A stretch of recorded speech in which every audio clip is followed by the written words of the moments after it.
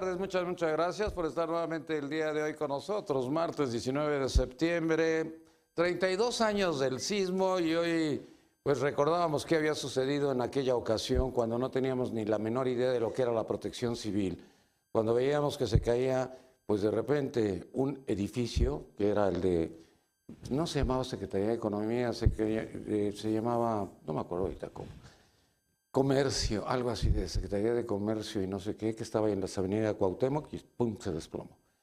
Pero, ¿qué había sucedido o qué sucedió ese día? Pues mire usted, eran las 7:19, nosotros estábamos transmitiendo en ABC, de repente se fue la señal, nos dijeron que había un sismo, salimos rápido, a mí me dijeron que tenía yo que irme al Canal 11 porque se había quedado el Canal 11 de pie todavía y iba yo a sustituir a Beatriz Pajés, que era la conductora principal, y ella se iba a Canal 13 con todas las figuras de la televisión, porque iban a transmitir a nivel nacional lo que estaba sucediendo, porque fuera de México se pensaba que había sido devastada la ciudad.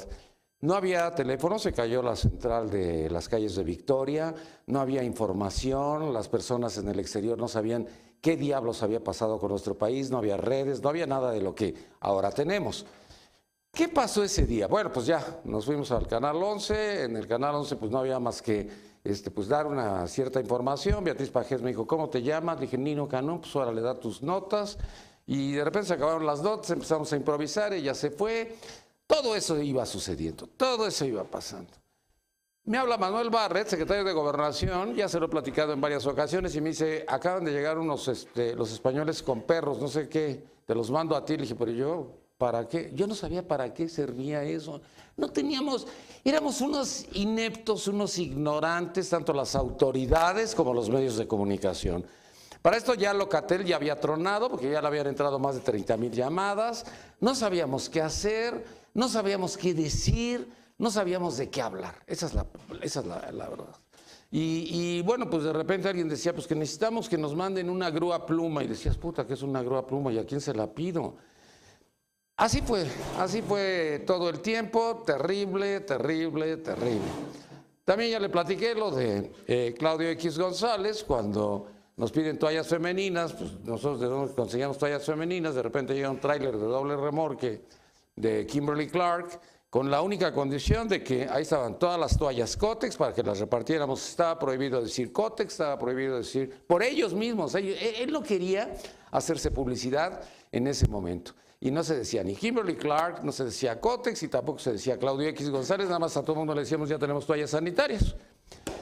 Qué terrible, qué terrible.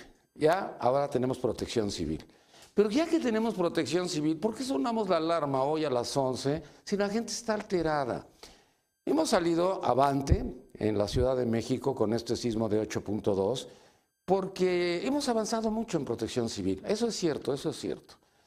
Pero pensábamos o creíamos que ya la habíamos brincado cuando a las 12 de la noche yo estaba viendo, me puse a ver Televisa, vi Foro TV y dijeron saldo blanco. Dije, ay, qué bueno, no pasó nada. Sin saber lo que había acontecido allá atrás en Oaxaca, allá atrás en Chiapas. Ayer que estaba viendo lo de estas viviendas, pues yo no sé, de veras, el gobierno federal a qué le tira. Porque dice que van a reconstruir, que van a hacer, que ya van a bajar los fondos, que ya José Antonio Meade tiene todo para bajar los fondos. Los fondos de Fonden deberían de estar a la mano. Si habíamos tenido lo de los huracanes, deberíamos de estar preparados y no estar esperando a ver a qué horas bajan los fondos, a qué horas bajan los fondos. Bueno, van a bajar los fondos, cada quien tiene su número de viviendas. Ayer Nuño decía número de escuelas, Peña, a Peña no lo... Préstame un micrófono. Es que no dejen improvisar a Peña. Si saben que lo altera mucho, cuando él empieza a dar las cifras y empieza a dar los datos, pues se enreda, él mismo se enreda. Entonces, yo creo que por lo que se tensa, ¿no? Y entonces empieza a hacer así, y empieza a hacer así, y entonces todos nos tensamos con él. ¿Qué es lo que sucede ahí? Nada, pásenle una tarjeta, no tiene de malo que le haga una tarjeta y que diga tantas viviendas, tantas escuelas, pero bueno, el desastre. ¿Qué va a pasar? ¿Qué vamos a hacer? ¿Va a llegar el dinero para las viviendas? Sí. ¿Van a levantar las viviendas? Las viviendas son viviendas, bueno, ni siquiera tienen piso firme, o sea, de veras es la desgracia en la que vive esta gente. Bueno, esa es una. Dos, esa gente por lo menos salía a pues, hacer algo, algún trabajo y a tener alguna remuneración. Se habla de 750 pesos mensuales, que es lo que ganaban en una de las poblaciones. Ese era el promedio por cada familia. Con 750 pesos mensuales estamos hablando de extrema pobreza, pobreza extrema o como usted quiera decir. ¿Qué es lo que vamos a hacer? ¿Cómo vamos a resarcir los daños? ¿Qué es lo que tenemos que hacer? Pero estamos así como atorados. Hace 32 años no sabíamos. Hace 32 años Miguel de la Madrid estaba abajo de un escritorio seguramente. Ramón Aguirre robándose todo lo que se podía robar. Él y su esposa, porque se robaron todo lo que llegaba de Suiza. Era diferente. Ahorita ya tenemos protección civil. Sale después Luis Felipe Puente. ¿Dónde estuvo Luis Felipe Puente? ¿Por qué no estuvo Luis Felipe Puente cuando sucedió esto en Oaxaca y cuando sucedió en Chiapas? Le da el parte al presidente y desaparece. Y entonces, pues Muratito no sabía qué hacer. Mire que es un cuate muy inteligente, pero no sabía cómo reaccionar. Y lo de Manuel, pues allá en Chiapas, pues estaba también así como trabado. Gracias, mire que Rosario Robles no es santo de mi devoción, pero fue la que se subió, se montó en la ola y empezó a decir qué es lo que se tenía que hacer, cómo se tenía que hacer, quién tenía que hacerlo, y todos empezaron a obedecer, porque Luis Felipe Puente estaba perdido. No sé, a lo mejor como no le entiende a esto, pues ahí lo tiene nada más Osorio Chong de adorno, pero no sirve para maldita la cosa. ¿Qué vamos a hacer con lo de Oaxaca? ¿Qué vamos a hacer con lo de Chiapas? En serio, ¿esa gente de qué va a comer? O sea, ahorita le están dando atención, bueno, hasta Peña está preparando ahí todo lo que tiene que ver con las bolsas y las despensas. Y ahora nadie se las va a robar, las vamos a entregar nosotros. Nadie les cree. ¿Se acuerdan lo del anuncio del Senado? De que usted tenía que depositar en un banco para que el Senado enviara el dinero. Pues Emilio Gamboa no ha cobrado ni 5 centavos porque no les mandaron absolutamente nada, porque la gente tiene una gran desconfianza de los senadores, que son una bola de rateros, en su mayoría. Hay algunas excepciones. Bueno, ¿qué pasa? Pues ahora sale Milenio con que hay 100,000 muertos. Ya sabe usted que Milenio pues, tiene sus números, no son los números oficiales, pero fíjese usted que salvó a Peña, porque sabe usted que es de los periódicos alineados, entonces dice que ha tenido más muertos Calderón, 53,000 y 47,000 Peña. Pues todo el mundo decía que con Peña hay más muertos que con Calderón, pero bueno. Lo de los spots, a ver, yo quiero hablar con el tribunal.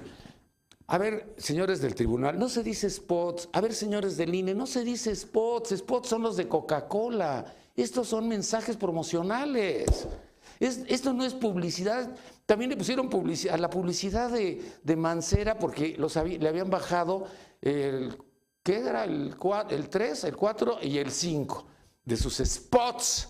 Se los habían bajado porque Morena decía que estaba provocando a la gente, 1. Y 2, venía con otra tontería más, todavía mayor, que se estaba promoviendo para el 2018. Si usted ve el spot, él va viendo todo, dice, ay, Ciudad de México, qué padre, ya no es Distrito Federal.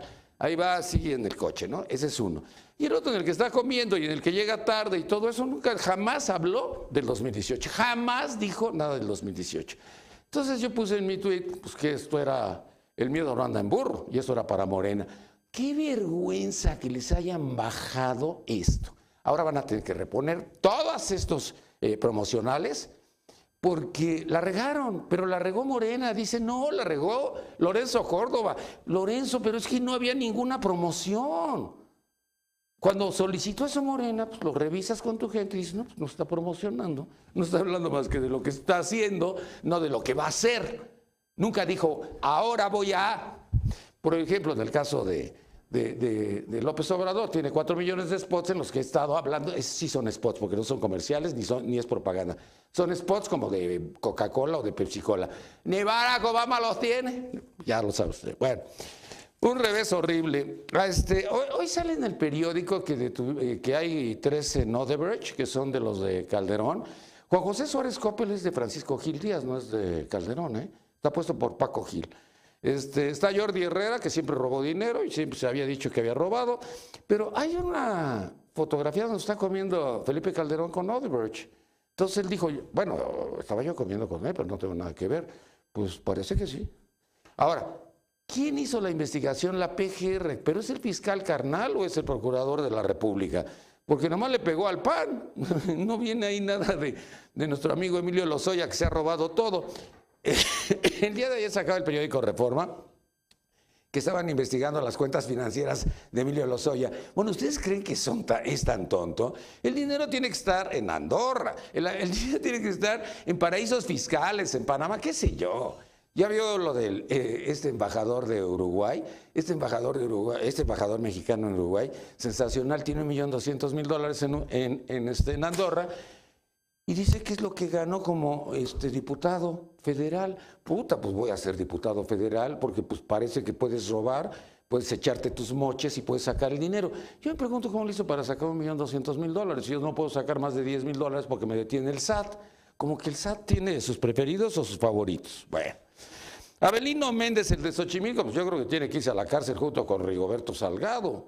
A ver, lo de Tláhuac es así como... Todo el mundo sabe que está metido en el narcotráfico y que está metido en el narcotráfico también el hermano. Pero pues con eso de que es de Morena, pues parece que les da miedo, ¿no? Y el otro güey, el Avelino Méndez, pues es el socio, el de Xochimilco. El gobierno de Puebla, yo ayer escuché a Diodoro Carrasco, es nefasto Diodoro Carrasco. Lo están entrevistando. Yo no sé si es el gobernador, porque antes era Tony Gali, ¿no? Tony Gali ya no es, ¿verdad? Es Diodoro Carrasco, ¿verdad? Porque no ha salido Tony Gali. Ah, sí, vino a lo de Mancera, salió en la foto y ya se fue. Pero Diodoro Carrasco yo creo que es el que tiene el control y el poder. Bueno, ayer en las entrevistas nunca jamás habló más que de lo que iban a hacer y no de lo que tenían que haber hecho. Este cuate, el que mata a Mara, el que asesina a Mara, fue detenido por robar huachicol, pero como el huachicol es de Diodoro Carrasco, de Rafael Moreno Valle, de Tony Gali, de Luis Bank, pues lo dejaron libre. Ya sabe usted que ahí tienen el Triángulo de las Bermudas, es un triángulo de 13 municipios en el estado de Puebla, en donde el que se roba toda esa gasolina y todo ese huachicol, obviamente que es Rafael Moreno Valle. Va a cancelar el registro de Cabify, pero cancelar el registro de Cabify, ¿eso qué soluciona? Cabify dice, nosotros tenemos aquí una carta de antecedentes no penales que le solicitamos al gobierno de Puebla. Si lo aprendieron, si lo detuvieron, si lo metieron a la cárcel por robar huachicol, ¿por qué no tiene antecedentes penales? ¿Por qué no le hicieron la ficha? Está todo tan terrible. Lo de Mara, bueno, ya lo hemos platicado hasta el cansancio. A todos nos ha deprimido la forma y la manera en que la mataron. Todavía en un principio decían, la culpa es de la mamá por dejarla salir. No, la culpa no es de nadie. La asesinó un imbécil, punto. Pero que su ropa, se vestía como joven, de minifalda, se veía muy guapa. Porque sacan todas sus fotos que están en Facebook, pues es una joven. ¿Cómo que querían que se vistiera como monja o qué? No. Ya después... Bueno, pues recularon todas estas personas y empezaron a decir que sí, que lo sentían mucho y que lo sentían mucho y que lo sentían mucho. Ayer la mamá, cuando da ese mensaje, pues lo da para todas las mamás. Pues ya, mataron a mi hija, ojalá y no maten a la tuya. Bueno, vamos con nuestros invitados que nos acompañan el día de hoy. Tenemos lo de corrupción, que bueno, ya sabe usted que esto está así como... No sabe usted ni para dónde ver ni para dónde mirar. Pero nos acompaña el doctor Jorge Eduardo Pascual, presidente de la Institución Nacional para la Celebración del Día del Abogado. Jorge Eduardo, mucho gusto, bienvenido. Encantado, Nino, mucho gusto. Corrupción, INVEA y no sé cuántas cosas hay. La corrupción cercana, la corrupción en la Ciudad de México. Se acusa mucho al gobierno de la corrupción, pero jamás se mencionan a los corruptores, a los que propician la corrupción, a los que con sus negocios jalan y se van metiendo en los organismos gubernamentales. Quiero dar un ejemplo. En las colonias Condesa y en la zona rosa hay una familia, los Villalobos, que son peor que la novela Aquella cuna de lobos. Los Villalobos, que empezaron por tener Carlos Villalobos, un pequeño negocillo, un negocio pequeño, pero luego de ahí creó un bar rosa. ya en la zona rosa, y ahí se empezó a mover. Se empezó a mover y resulta que tiene hermanos, son 5 hermanos los Villalobos, otro de ellos es Carlos. Carlos es uno, Pedro es otro.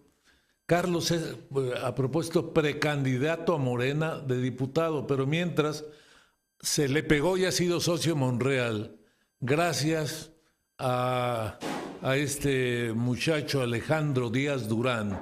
Ah, que es el que le maneja todo. Alejandro Rojas Díaz Durán. Sí, es el que estaba antes con Marcelo Ebrard, de turismo. Ya sé quién es. Turismo. Sí. Se puso a hacer las obras de la zona rosa, gastó 13 millones que no se vieron por ningún lado y no pasó nada en la zona rosa. Estos hermanos Villalobos han logrado controlar todo lo que son los organismos, la parte baja, los empleados de los organismos de la Cuauhtémoc, Protección Civil de la Cuauhtémoc, Protección Civil del Gobierno Federal, PAOT, INVEA, que es un organismo inconstitucional, absurdo, que es el Instituto de Verificación Administrativa, y llegan y clausuran lo que se les ocurre. Mucho lo que les dicen los Villalobos. Los Villalobos, a cualquiera que se opone a ellos, los amenazan hasta de muerte. Acaban de cerrar el INVEA por presión de los Villalobos, una papelería, la más antigua de la zona rosa, de unos viejitos a cuya señora la amenazó de muerte, Carlos Villalobos. Entonces amenazan de muerte y luego cumplen con sus amenazas, cumplen con las clausuras, se mueven y Monreal sigue pues de gran amigo ahí, pero ellos ya están cambiando de amigos, ya están en Morena, ya están trabajando con Morena, ya hay un precandidato de ellos a diputado por Morena. Y estos son los corruptores de toda la zona de la Rosa. Tienen en Amberes, tienen un bar gay, en alguna otra calle de la zona rosa otro bar gay. No le paran, en el sentido de sus bares no le paran, pero son bares que cierran a las 5 de la mañana y cuando se molestan las vecinas las van y las amenazan. Pues no, Olivia tiene que clausurar eso. Pues, tenían que haber clausurado. Creo que ya después de las 12 de la noche, 1 de la mañana. Pero ellos controlan. ¿A qué hora? 2 de la mañana. 2 de la mañana. Qué bien sabe, ¿eh? Me contaron. Pues es que es la hora que nos corren. Es la hora que tenemos que pagar la cuenta.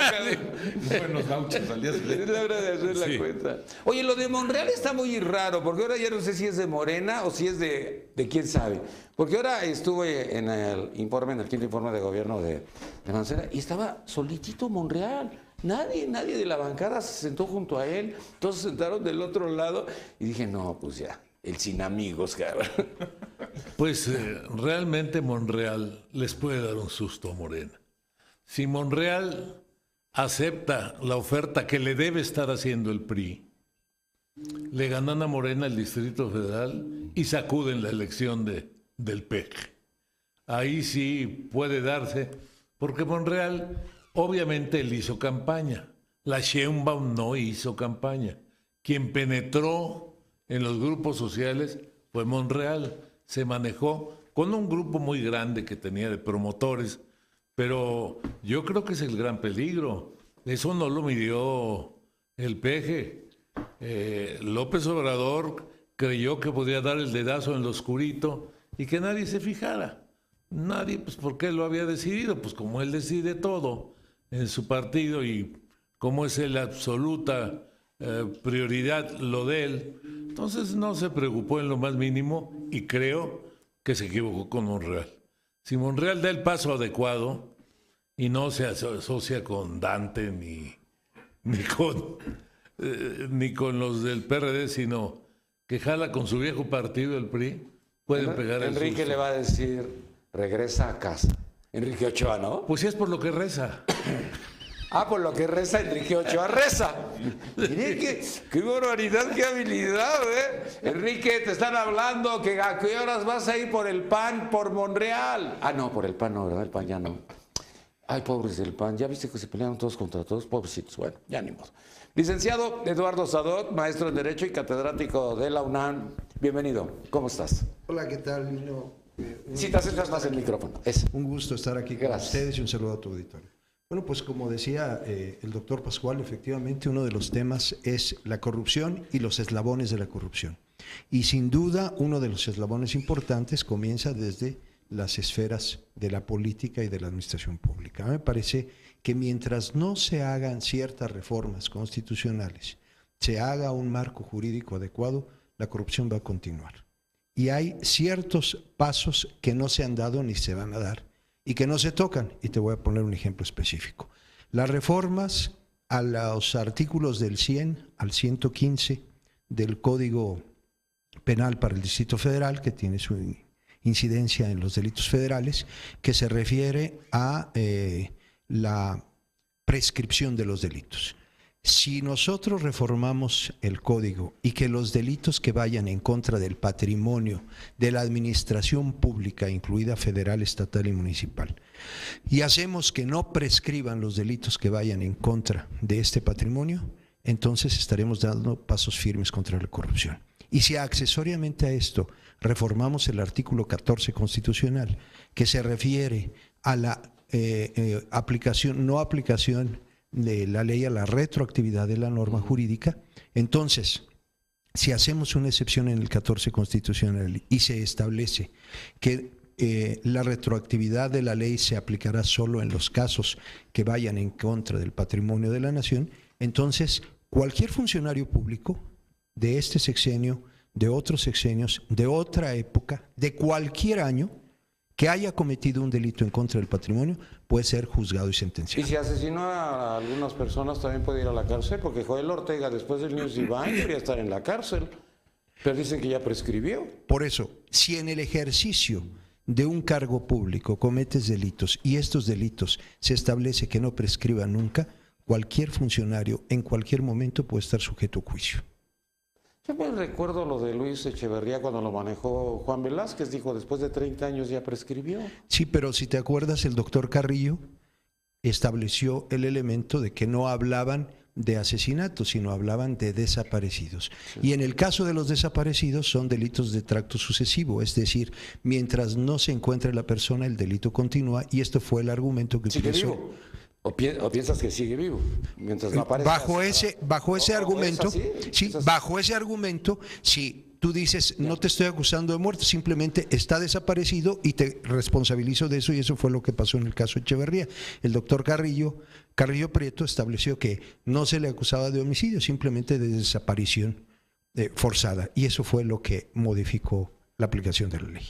También el día de hoy nos acompaña el licenciado Gustavo Uruchurtu, él es maestro y catedrático de la Facultad de Derecho en la UNAM. Gustavo, mucho gusto, bienvenido. Muchas gracias, Nin. Muchas gracias por estar aquí nuevamente. Pues esto del tema de la corrupción es muy importante y lo voy a traer un poco a mi área de especialidad, porque al día de hoy en los tratados de libre comercio ya se está incorporando un capítulo de anticorrupción. ¿Sí? ¿Cómo va a quedar? No sabemos. ¿Va a haber? ¿Vamos a tener? Yo creo que sí vamos a tener. Porque... Pues si hay 12 mesas que no caminan, no avanzan. Bueno. De las 25, 12 están paradas. Pero ya irán avanzando poco a poco. Sí, todavía falta que entreguenos. Yo tengo esperanza. Viene de parte de Ildefonso. Ildefonso dice que tiene optimismo. Yo tengo optimismo también. Pero bueno, un tema es de la anticorrupción, ¿no?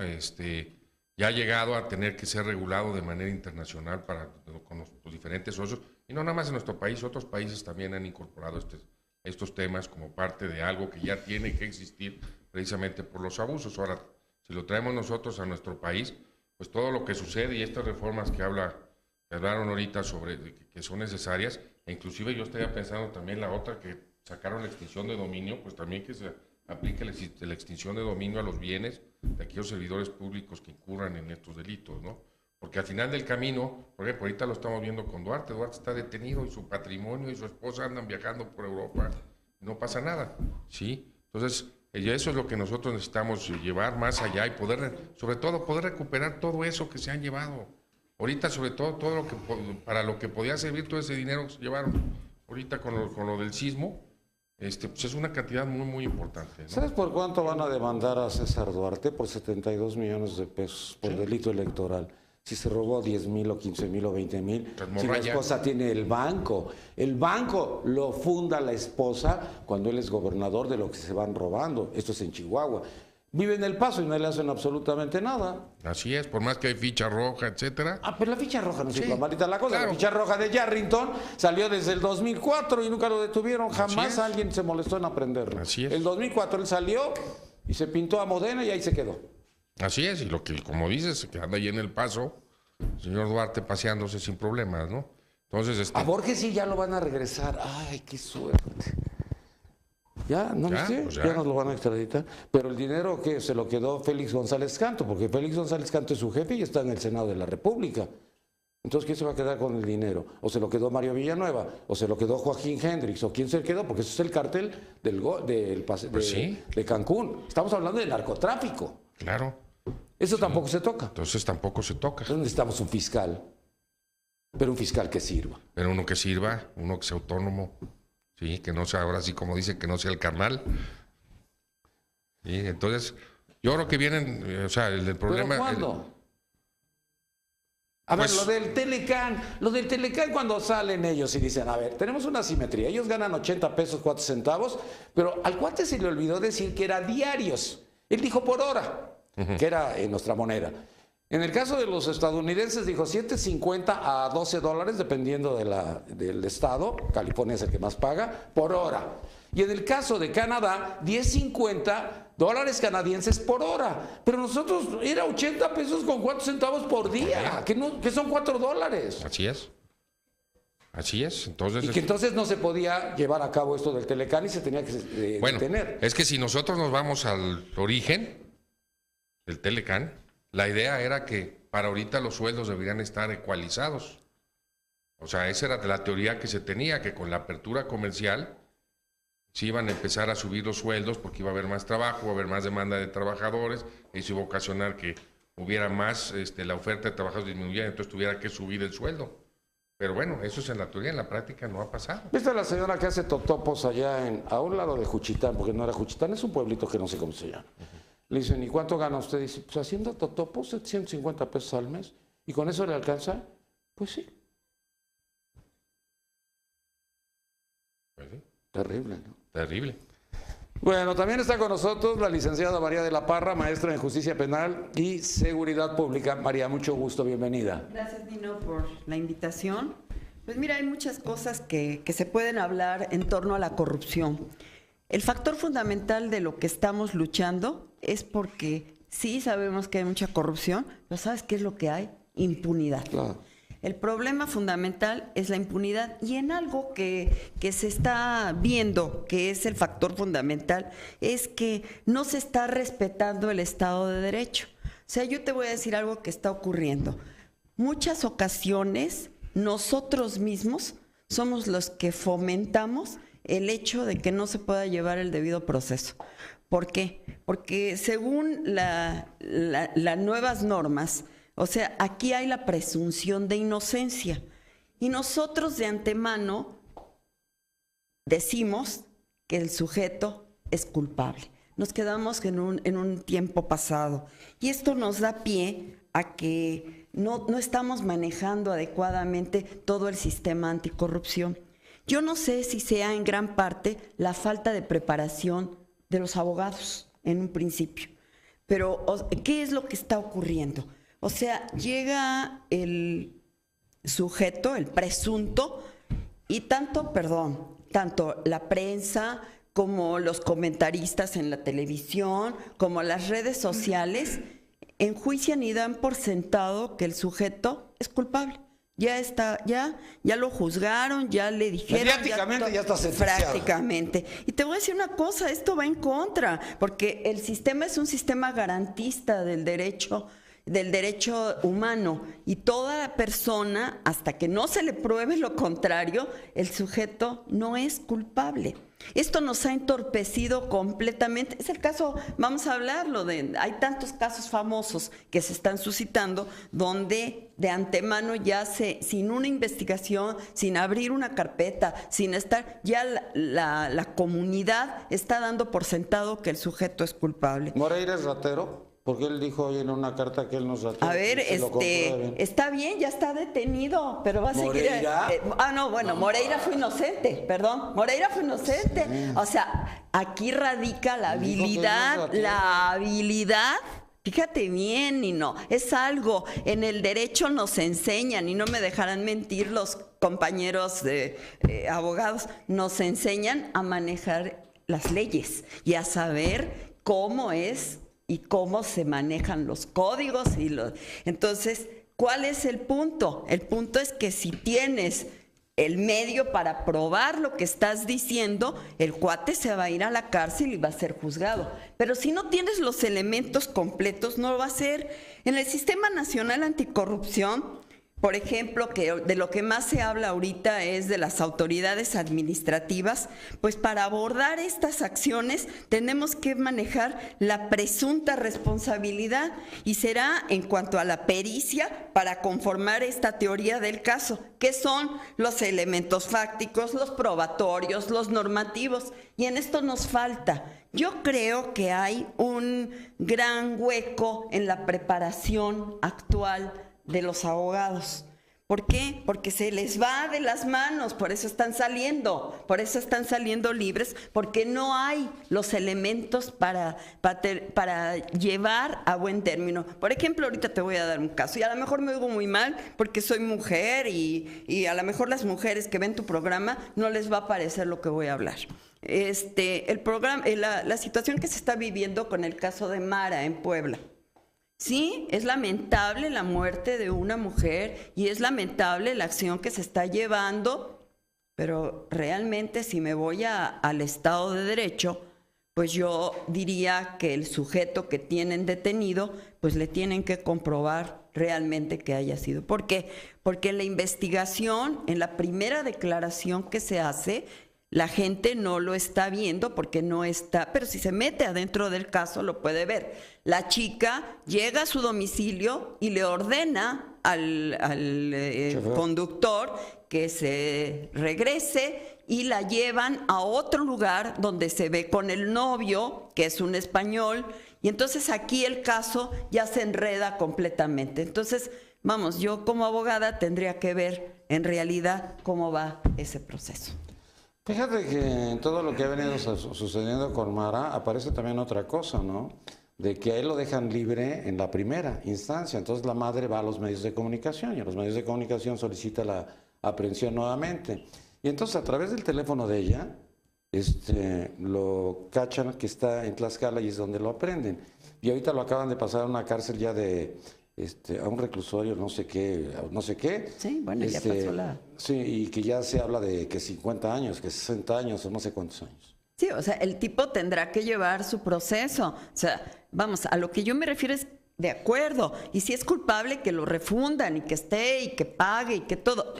Pero sí yo defiendo mucho que tenemos que tener la posibilidad de que todo individuo que es sujeto. Si hubo violación, en el momento de la autopsia no hay alguna cosa del semen. Por eso te estoy diciendo. No hay ADN. O sea, vamos a verlo, vamos a hacer la investigación, pero es horrible el linchamiento que se hace ahora de la gente. Igual es de los cuates en la administración pública. Bien, y se tiene que presentar y tiene que estar y tiene que todo.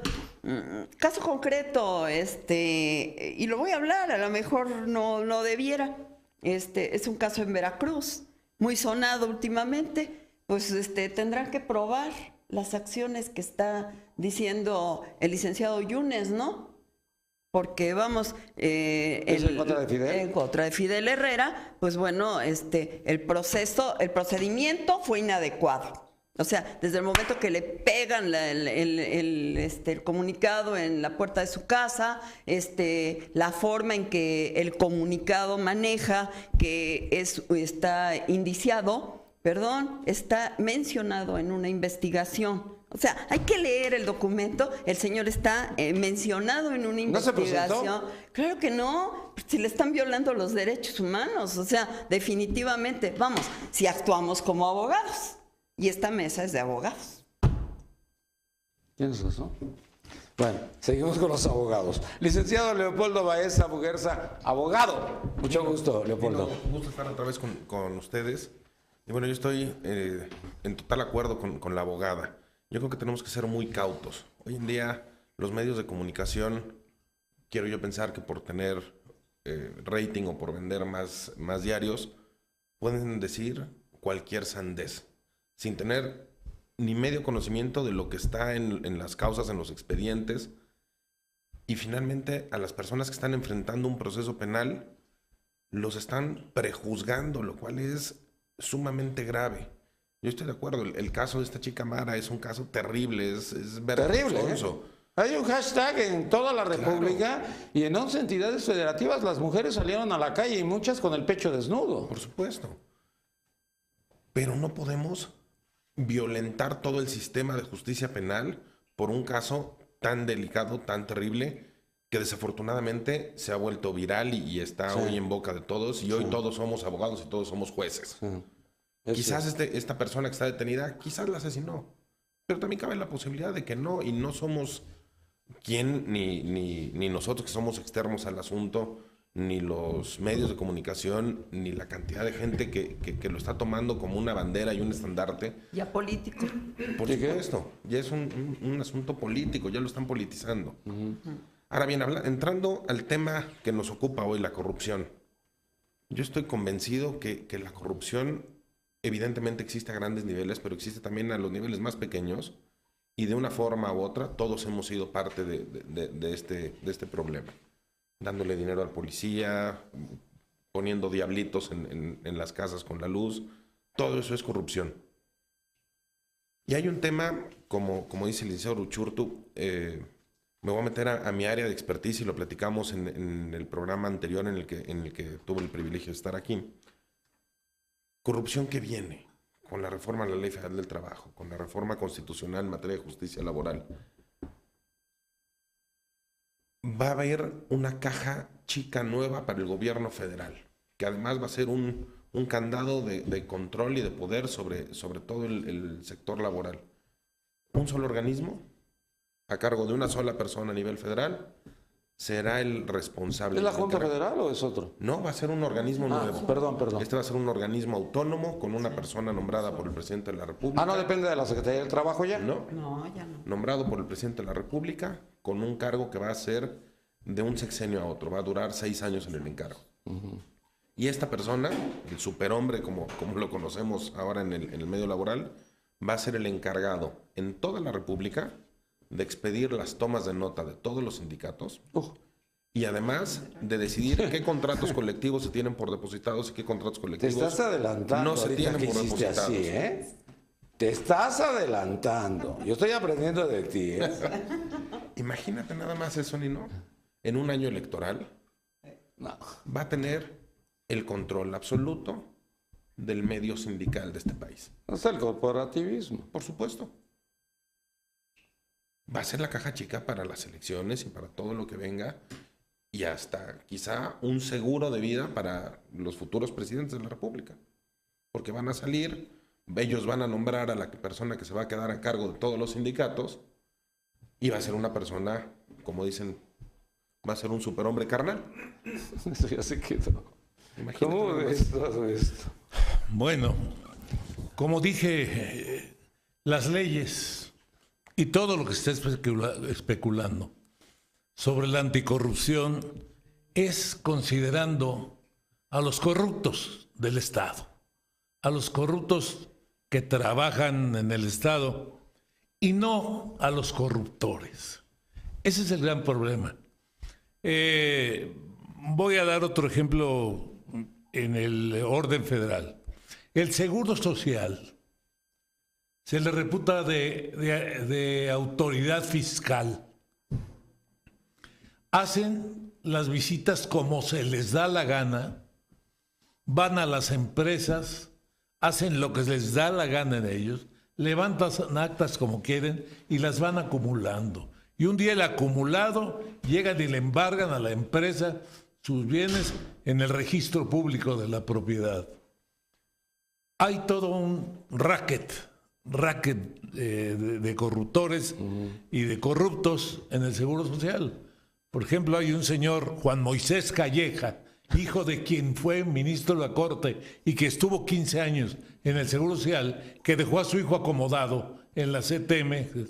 Y ese tiene una organización dentro del Seguro Social, en los que está una tal Antonia Ramírez, que es la subdelegada de la Delegación 7 del Seguro Social, o Guillermo Toral de la Delegación 9, que de pronto a la batuta de Juan Moisés Calleja se echan encima de ciertas empresas y van y las embargan, las quieren extorsionar y hacen la barbaridad de ir personalmente estos funcionarios que están en el Distrito Federal a los estados, a Ciudad Sagún Hidalgo, a Celaya, a ver notarios para pedirle todas las actas que le hayan hecho a esa empresa que están queriendo fastidiar y que están embargando. Todo esto es un sistema de corrupción que debía de consignárseles, debía de aprendérseles por delincuencia organizada. Ese es todo un sistema de delincuencia organizada.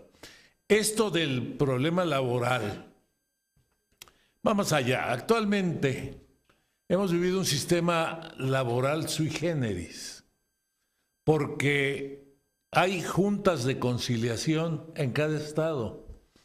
Esas juntas de conciliación locales, así llamadas, pasan a otorgar justicia, si así se le pudiera llamar, otorgar justicia interpretando una ley federal, lo que es totalmente inconstitucional. Siempre he tachado estas acciones de las juntas locales como inconstitucionales, porque no podrían, no deberían. Ahora vuelven a lo mismo, porque aparte de este no magistrado, magistrote que va a haber. Magistrote. Superhombre. Magistrote que va a haber. Pasa el asunto laboral, los asuntos laborales, huelgas, a manos de jueces del fuero común de los estados y del Distrito Federal, que vuelve a ser inconstitucional el asunto. ¿Por qué jueces de fuero común van a interpretar una ley federal que es la que rige todas las cuestiones de orden federal? Y la justicia federal tan mal lograda en la nueva ley y en la antigua ley, tan mal lograda y tan mal llevada adelante. El tema que debemos ocuparnos mucho ya no son la lucha anticorrupción ni el fiscal anticorrupción, porque eso es para ver a los corruptos del gobierno.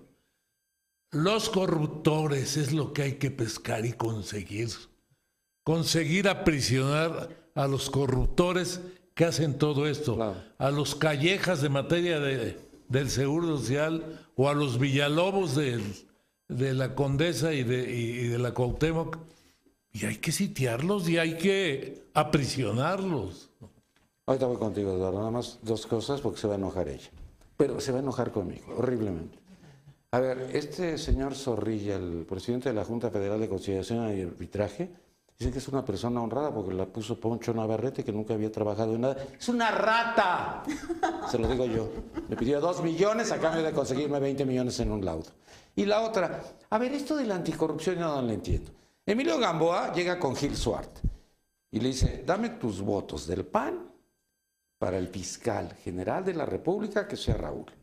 Y yo te doy los votos del PRI para el fiscal anticorrupción. ¿Eso es corrupción o eso es algún acuerdo político? Pregunto. Bueno, entonces nadie me dijo. Es la corrupción tradicional del Congreso. Bueno, entonces ya. Qué bueno que no es algo raro ni diferente. Eduardo, usos y costumbres. Bueno, hay dos aspectos incluso que tú has manejado, Nino, y en eso nos hemos contradicho. El primer punto, por ejemplo, en el caso de Quintana Roo, que mencionabas el caso de Borges y los gobernadores anteriores a él.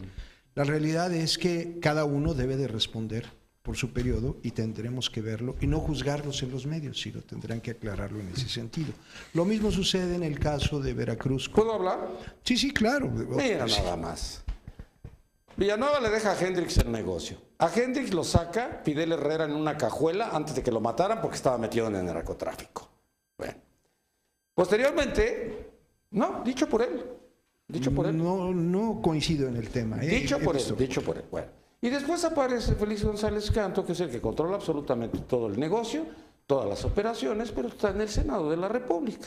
Y buscan a un sujeto que se apellida Borge, que pues es un gobernador a modo. Y lo meten, y este güey empieza a robar como loco.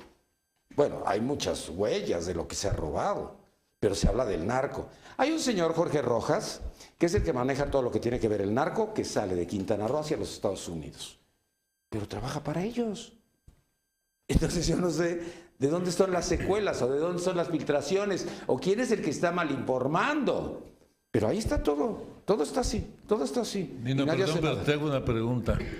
¿Y dónde queda en todo esto el hombre que es dueño de más de 20 pistas de aeropistas en Quintana Roo? No sé.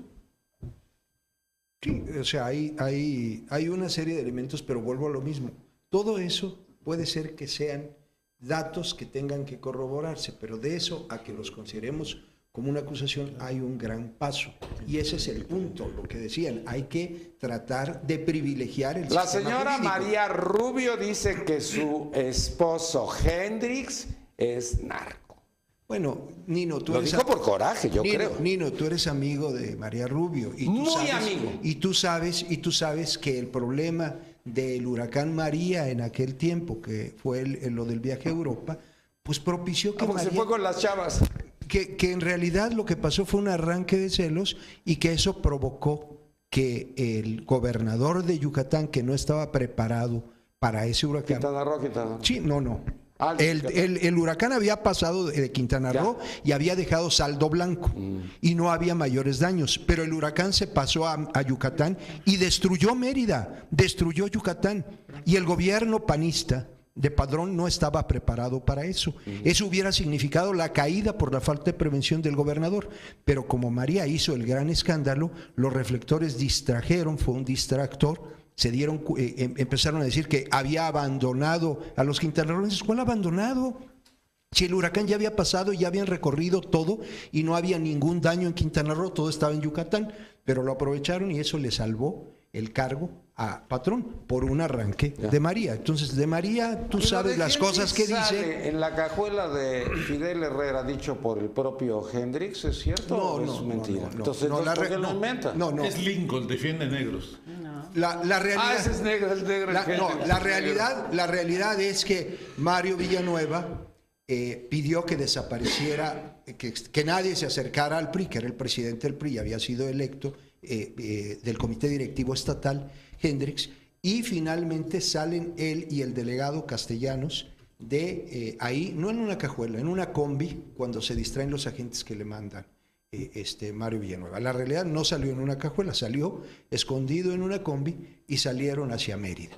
Pero eso fue otra circunstancia, porque Mario Villanueva ya le había cerrado las posibilidades de avance a Hendrix. Hendrix se viene acá, lo nombran director de reclusorios y luego Mario Villanueva lo busca y lo regresa como secretario de Agricultura. Pero ese es un tema que nos puede llevar otro programa.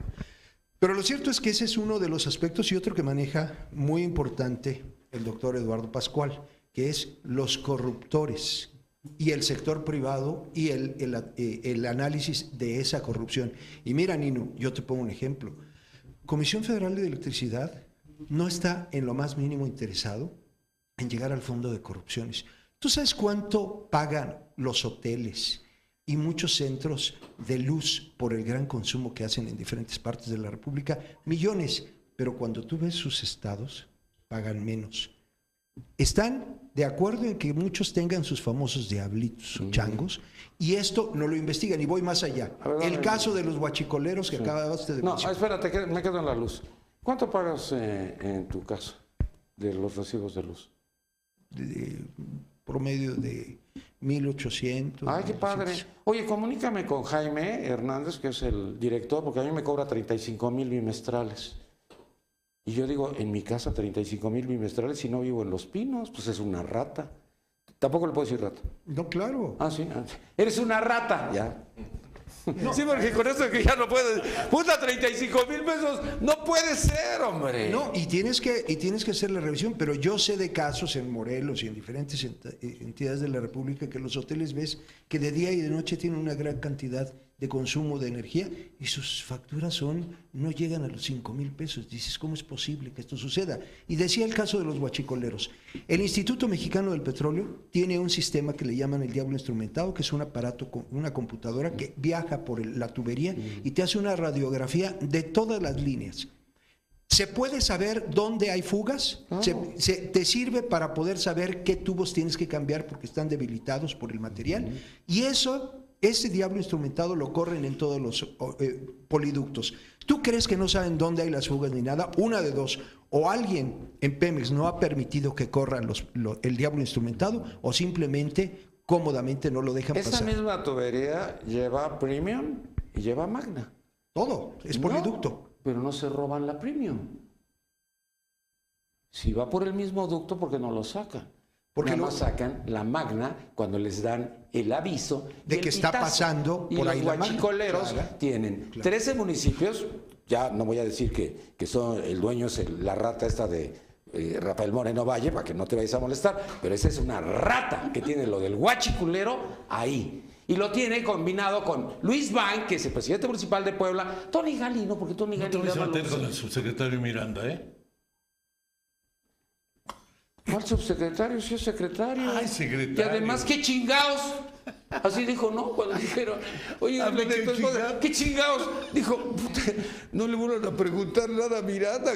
Y además, ya viste que el rector de la Isidro Favela, de donde es egresado Luis Enrique Miranda, imagínate qué detalle, es su cuñado el rector. No, hombre, estamos hablando de maravillosas familias. Perdón por si ya sabemos las calificaciones. Bueno, finalmente... No, si no es de la Panamericana, no es plagiado la tesis. Ah, ¿verdad? Panamericana. Bueno. Ya, mejor vámonos. No, pero la verdad es que hay que ver esos dos aspectos, y no solamente el aspecto de la administración pública, sino también en el sector privado. Y en muchos sectores sigue abundando este tipo de casos. Muy bien. Gustavo. Sí, Nino, gracias. Yo quiero retomar el tema del Estado de Derecho. A mí ese siempre ha sido, yo creo que es el problema fundamental que tenemos. No hay un respeto al Estado de Derecho. Y vamos primero, aquí lo que queremos es una justicia pronta sin importar si se viola el Estado de Derecho o no. Y voy a recordar un caso que hubo hace muchos años de una sirvienta que golpeaba a un niño y entonces salió en la televisión. Y entonces la llevaron detenida y salió y empezaron, ¿cómo es posible? Si hay corrupción. No, la ley decía que tenía que salir. Entonces, lo que no hemos llegado nosotros a entender es cuando la ley dice que voy a la calle, voy a la calle. Y que la tranquilidad que me va a dar es que el día que a mí me lleven ante un juez, pues yo tenga la tranquilidad que si no me prueba nada, me voy a la calle. Va a haber vicios, va a pasar algunas cosas en algunos casos, pero eso es lo que hace el Estado de Derecho, es lo que hace el respeto de la ley. Pero esa ley tiene que permear y ahora nos pasamos a la parte de la corrupción. Y va en los dos sentidos, va tanto a los gobernantes como a los particulares. Porque cada vez esto es una cuestión más escandalosa, pero lo que sucede es que hacia arriba no se ve que pasa nada. Y eso va permeando, y va permeando hacia abajo. ¡Hasta arriba! Desde hasta arriba y de ahí hasta abajo. ¿Sí? Mientras no veamos que pasa algo ahí arriba, mientras la gente no vea que pasa algo ahí arriba, abajo va a seguir subiendo. Yo pienso que en la medida que arriba empiece a bajar, y empiece a toparse, y se empiece a aplicar la ley, y entonces va a ir disminuyendo, porque vamos a poder educar a la gente, etcétera, pero no pero va a seguir esos vicios donde la gente va a seguir por la realidad. A ver, yo no lo voy a poder probar porque ahorita se me va a echar encima aquí, ¿eh? Pero a ver, Emilio Lozoya, junto con José Andrés de Oteiza, van a ver a Montiel. Y hacen el gran negocio que se llama OHL. Y el señor Mir, que está en España, tiene que pagar cuentas allá en España, junto con su yerno y junto con su hijo. Y aquí no, porque no hay absolutamente nada. Y todos tenemos que pagar hasta el año 2052 las autopistas. Sí. Entonces, no pasa nada. Yo te voy a dar un argumento a tu favor. Y Vaya, pero que no te voy a invitar más seguido. Pero lo voy a dejar como reflexión. Oh. Hace algún tiempo, Sí. en la Cámara de Diputados, se dio el caso en la época de los militares, que estaba un militar en tribuna, no recuerdo el nombre, y estaba en las curules otro. Cuando estaba hablando este militar en tribuna, dijo el que estaba sentado, le dice: usted es un ratero. Y el diputado que estaba en tribuna, muy molesto, le dice: a mí no me va a decir ratero, a mí me lo prueba y no me va a sostener esas cosas. Y le dijo, lo acuso de ratero, no de tonto. No Si de fuera- pendejo, no de pendejo, Sí, le tú dijo. lo sabes. Sí, no de Si pendejo. fuera, le demostraría lo ratero que es, pero no lo estoy acusando de pendejo. Y eso nos sirve de reflexión, porque en la Sí, corrupción sí. sucede. A veces tienes los datos, pero no tienes las evidencias para la acusación. Quiero hacer un paréntesis. Usted puede hacer lo que quiera, De lo- pues es su de lo- programa. Pues, De lo que señalaste del informe de Mancera. Yo vi esos promocionales de Mancera con la cara de artista de cine, desviando los ojos, cayéndole los ojitos en todos los letreros de los logros de su gobierno. Ahí en cada esquina debió haber uno que decía corrupción, corrupción, corrupción. Porque si algo de están bañados en el gobierno de esta ciudad, es de corrupción. Pero los estaban cancelando porque estaba promocionando su imagen para el 2018. Y eso fue una propuesta de Morena. Y Lorenzo Córdoba lo aprobó y retiró los spots o los comerciales o los mensajes promocionales. Y en ninguno, así en los que tú viste y que yo vi, en ninguno dijo: yo quiero ser el próximo presidente de la República. Sí, yo nada más. Además me dio un lugar en un palco hasta adelante. O sea, Ya estás con... gracias, Mancera, gracias. No, ya. No, con eso no, puta, no sabes. Ya, Me- ya estás en el Me frente. gritaban chayotero, le dije: no me dio dinero. Me puso hasta adelante, pero no me dio dinero. Ah, bueno, está. Sí, ya nada más. Por ejemplo, hay que aplicar la ley y voy a regresar al caso del procurador que quería ser fiscal, el Ferrari famoso. Cuando le dicen lo de las placas y que dice es un error administrativo. No es un error administrativo, porque dio un domicilio falso para evadir fiscalmente el pago de la tenencia. Pero además vámonos, y a mí me gustaría, esa es una inquietud que tengo, que si me voy al Congreso y me voy a la Asamblea y vemos los coches de los asambleístas, tienen? todos van a tener las placas. Entonces, ¿por qué no quitan la tenencia? Mira los líderes sindicales, carajo. No puede ser que tengan puros coches alemanes. La tenencia se creó para las Olimpiadas del 68. Nada más. Y se quedó. Sí, y se quedó. Se instaló porque alguien encontró que era una caja chica. Claro, es que tú compras esto y no lo tienes que pagar año con año el impuesto. Pues ya lo pagaste una sola vez, era lo de los coches, el 68. Claro. Mira, en esta época que se avecina, que es una época electoral, se ha tomado estas acciones de la corrupción, que yo vuelvo a repetir e insisto que lo que falta y lo que tenemos es una acción contra la impunidad, pero bueno. Y entonces se manejan ahora estas cuestiones como guerra de guerrillas con acciones y con situaciones de carácter político. Tenemos, por ejemplo, el caso de Anaya, del Partido Acción Nacional, ¿no? Le saca el Universal todas las propiedades, la cuestión de la declaración 3 de 3 que no hizo. Hoy todavía en un programa matutino estuvo el presidente del Partido Revolucionario Institucional enseñando las mismas gráficas de dicho diario. Yo vuelvo a preguntar, ¿dónde están realmente las pruebas? Porque si tú te das cuenta, hay mucho humo en torno a esta situación. ¿Dónde hay realmente una acción jurídica en torno a Anaya? No la ves en ningún lado. Anaya dicen que sí, ya fue y ya demandó al Universal por daño moral y todo esto, no sé. Pero vamos, ¿dónde están esas pruebas? ¿Dónde está la persona? ¿Dónde está lo que Esa hizo? acción está en el Frente Ciudadano. ¿Quién lo manejó? ¿Alguien filtró la información? Porque tuvo que ser una gente muy informada de todo lo que estaba pasando. A lo mejor en el sentir de todos nosotros sabemos perfectamente quién filtró esa información.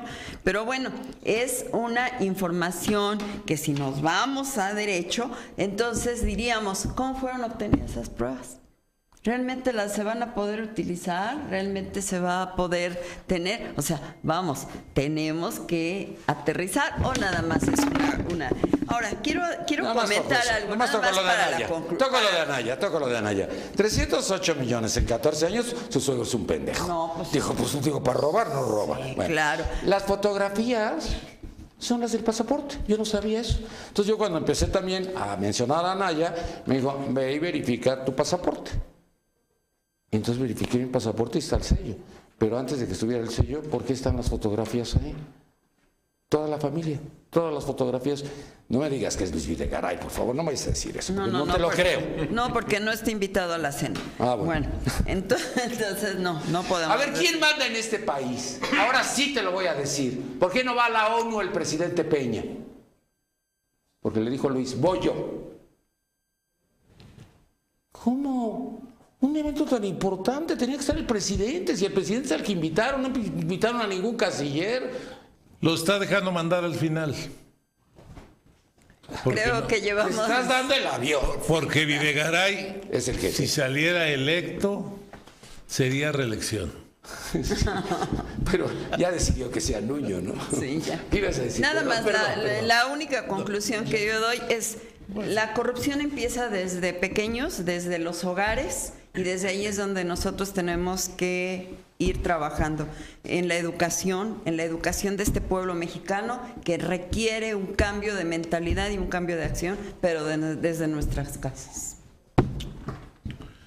Totalmente de acuerdo con la maestra Nilo. Una vez más agradecerte. No, todavía no. Vamos a una rápida y ya. Perfecto. Es un último comentario y ya vamos a una rápida. Para Pues mira, despedirnos.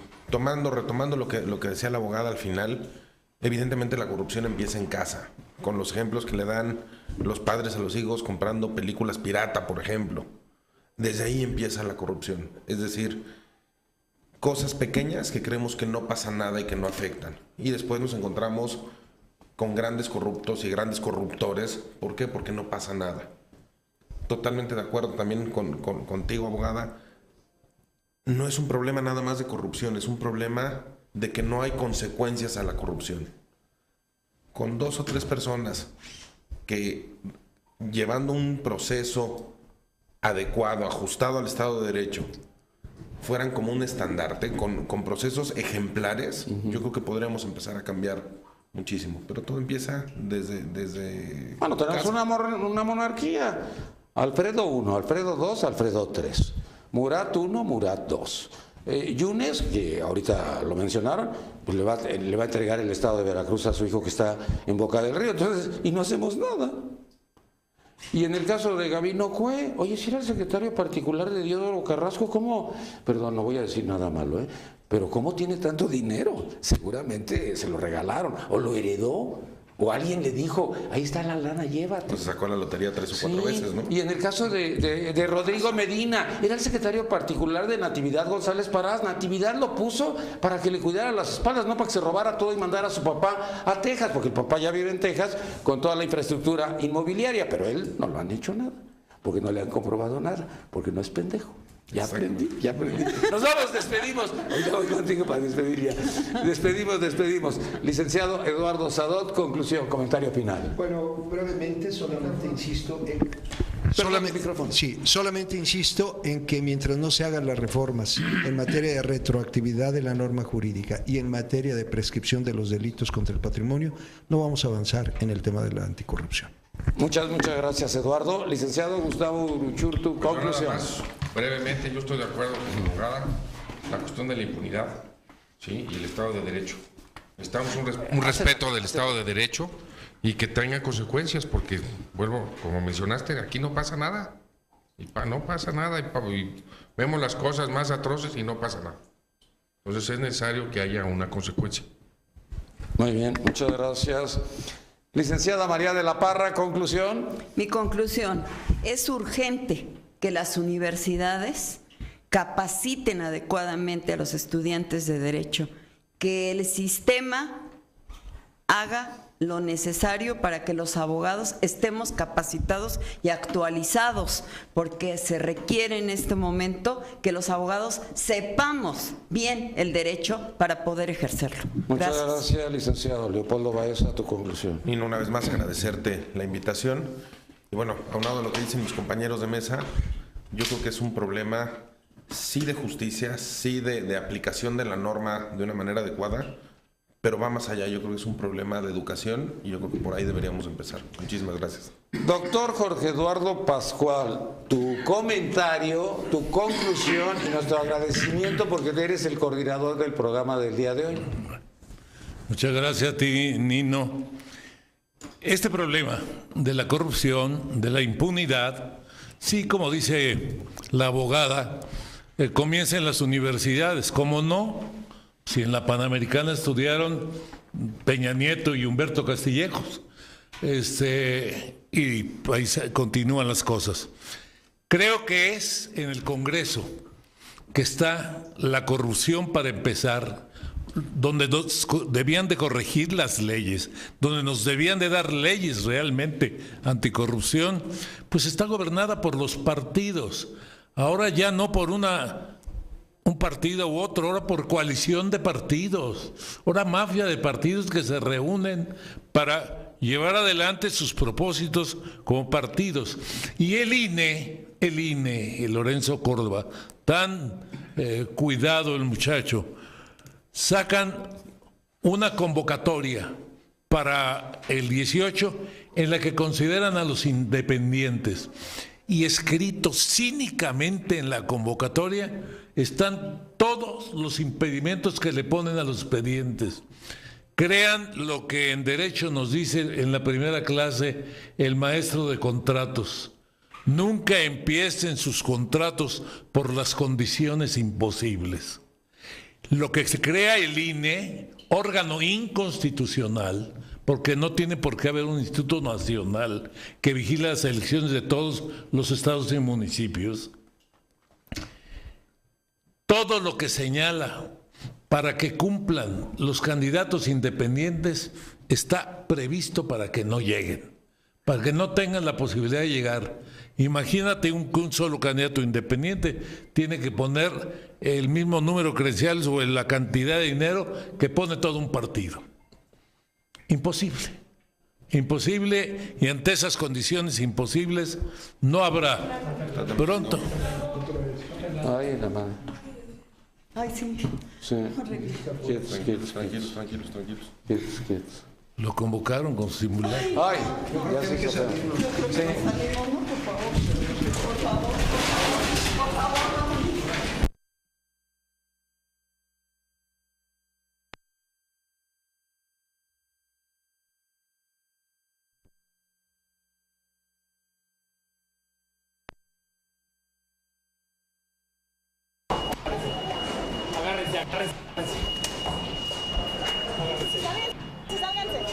Mira los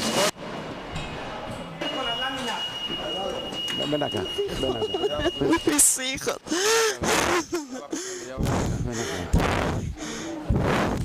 Dios mío. Sigue.